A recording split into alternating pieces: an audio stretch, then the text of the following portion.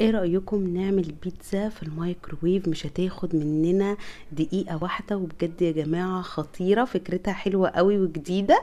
تقدروا تعملوها في اي بولة عندكم او في مج، وبجد طعمها خطير. هتجيبوا بقى اي بولة عندكم او مج، هتحطوا فيه معلقتين كبار من الدقيق وربع معلقة صغيرة من البيكنج باودر ورشة من الملح والثوم الباودر، وتقلبوهم مع بعض كويس قوي. وبعد كده هنضيف 4 معالق صغيرة من المية ومعلقة صغيرة من زيت الزيتون، وتقلبوهم بقى مع بعض كده. العجينة يا جماعة بتبقى بتلزق كده، هتسووها كويس جدا بالمعلقه وتمسحوا الجوانب كويس قوي علشان يبقى شكل البوله كده حلو. وبعد كده هجيب معلقه صغيره من صلصه البيتزا الجاهزه واوزعها كده كويس قوي. وبعد كده جبنه موتزاريلا او اي نوع جبنه انتوا بتحبوه، وانا جبت كمان سلامي كنت مقطعاه دواير صغيره كده، وحطيت بقى زيتون اسود، وعلى الوش حطيت رشه كده من الزعتر. حتى بقى على الميكروويف هنحطها لمده دقيقه بالظبط يا جماعه، وهتبقى جاهزه عندكم. شايفين بقى بجد شكلها تحفه وريحتها حلوه قوي. يعني لو انتم اولادكم نفسكم في البيتزا تقدروا تعملوها بكل سهوله، مش هتاخد معاكم دقيقه وهتكون جاهزه عندكم.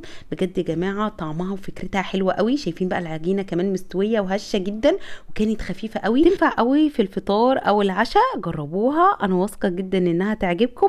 وطبعا اتمنى ان الفيديو يكون عجبكم، ولو عجبكم الفيديو ما تنسوش اللايك والشير، واشوفكم على خير في فيديو جديد.